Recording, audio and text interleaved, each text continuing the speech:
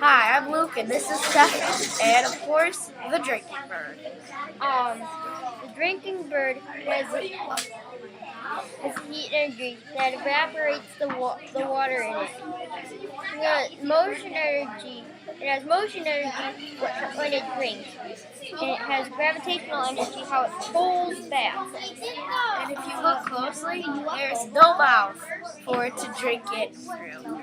So how does it drink?